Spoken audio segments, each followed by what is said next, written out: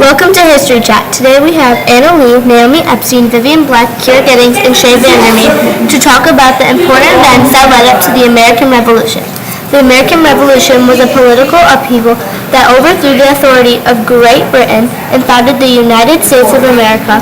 The important topics we will talk about are the Virginia House of Burgesses, the Navigation Acts, the Tea Act, the Boston Tea Party, and the Stamp Act. We will conclude by discussing the question, why do people rebel?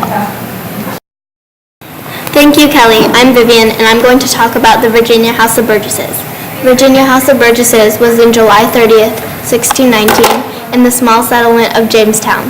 Jamestown was a failure, and because of this, not a lot of people wanted to live there, so the officers of the Virginia Company of London introduced the Virginia House of Burgesses. Some of the people were afraid of losing their investment, so this was great because it attracted more people to the New World. It was so important because it was the first elected colonial assembly in the New World. Its purpose was to advise the governor of the colony of problems, concerns, etc.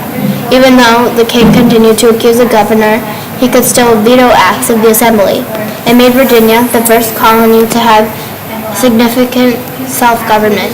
The Virginia House of Burgesses met once every year to make new laws that could be vetoed by the governor. This happened until 1624, until Virginia became a royal colony, and England took more control of everything, including the Virginia House of Burgesses. Now on to Noami, who will be talking about the Navigation Acts. Thanks, Vivien. The Navigation Acts were a series of acts created to enforce more power over the colonies, England-owned colonies, and to secure trade between England, the colonies, and everyone else they traded with. The main reason these acts were created was to make sure that the Dutch were not involved in any of the English and colonial trading. The Navigation Act was passed on October 9, 1651. However, these acts were not enforced until 1763. Oliver Cromwell was the leader of the Rump Parliament, the parliament that passed the Navigation Acts. The Navigation Act's major highlights were making sure all trades from Asia and Africa were only sent in English ships, and England's American-owned colonies could only send out their goods in English ships. Also, incoming goods from Europe had to arrive in either English ships or the ships belonging to the producer. All fish imported to English colonies had to be caught by English ships. England mostly wanted to monitor the trades they were making, both receiving and shipping, and they thought that one way to do that was to mostly only accept English ships for trade. And lastly, the Navigation Acts were repealed in 1849, mainly because of the free trade philosophy, a philosophy that restricts the countries from not accepting trade from other countries. This had a huge impact on trade because in some ways it made it more safe, but it also made it more difficult and reduced trade imports. Now on to Kelly to teach us more about the Tea Act. Thanks, Noami. Today I'll be talking about the Tea Act of 1773. The Tea Act was a British law passed by the Parliament of Great Britain on May 10, 1773. The Parliament created or designed the Tea Act to save the East India Company from bankruptcy. The East India Company was failing, but the Act provided economic support, allowing it to sell its overstocked tea directly to American colonists. In other words, this meant that the American colonists could buy no tea unless it came from that company. The British government granted the company a monopoly on the sale and importation for tea in the colonies. The colonists were mad at the British for forcing them to buy tea from only the East India Company. This made them think back on how upset they were when the British taxed them. While the passing of the Tea Act imposed no new taxes on the American colonies, this upset them enough, which led them to their reaction. The reaction of the Tea Act came as a surprise to the British. This is what led to the night of December 16, 1773, the Boston Tea Party. Take it away, Kiera. Thanks, Kelly. Today we'll be talking about the Boston Tea Party of December 16, 1773. On this day, 342 chests of tea were dumped into the Boston harbor by a group of Massachusetts colonists dressed up as Mohawk Indians, called the Sons of Liberty, organized by Sam Adams, who were against the government. This Tea Party was organized as a rebellion against the British Parliament's Tea Act, stating that the East India Company was the only company that could sell tea.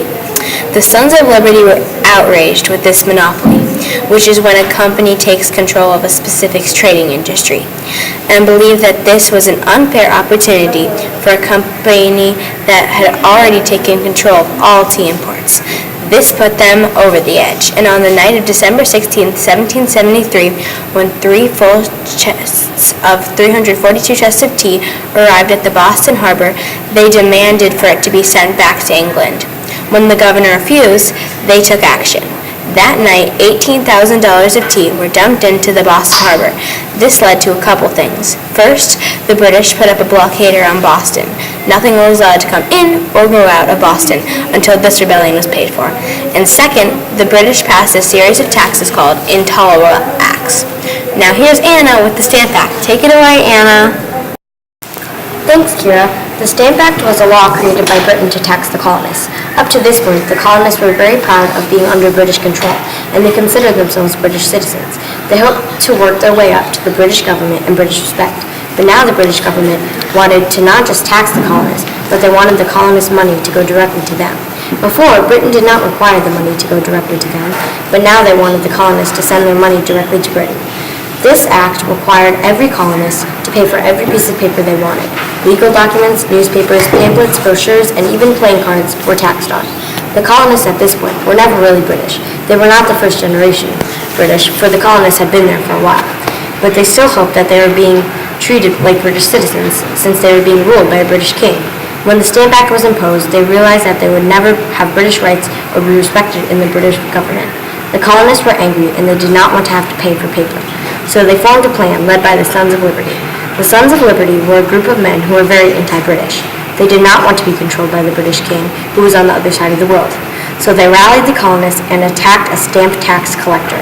They hung him and celebrated. This attack on the tax collector was enough to spark more uprisings, and they harmed other tax collectors as well. Finally, the British king repealed or took back the Stamp Act. This was a big event that eventually led to the Revolution, because it showed the colonists how unfairly they were being treated. It gave them the idea that if they weren't going to be treated fairly by someone who didn't even live there, they should be able to govern themselves. Now here's Shea to answer the question, why do people rebel? So why do people rebel? For years there have been rebellions for many different reasons, but historians can all agree that people rebel for a change. As countries grow, they find new needs, like a growing child. The government often, though, cannot allow these problems to be fixed for many reasons, such as the need for wealth. As more and more problems erupt, soon the people find that they want to change. This is where rebellions start. The agitated people will come together to create a rebellion. They rebel for a chance to help their economy, land, and more. Like the French Revolution, the people wanted more attention to be shown on the economic situation of the poor. They also wanted less taxes and democratic rights. It is understandable why rebellions happen, but it is often hard to stop them without bloodshed. Today, rebellions are taking place. People rebel against the laws, children rebel against their parents every day, and people rebel against their government. I am Shea, and I thank you for watching History Chat. The show was scripted and created by Anna Lee, Kelly Rudd, Noami Epstein, Kiera Beddings, Shea and Vivien Black. We would also like to thank our teacher, Mr. Stripe, for helping us along the way. See you next time on History Chat.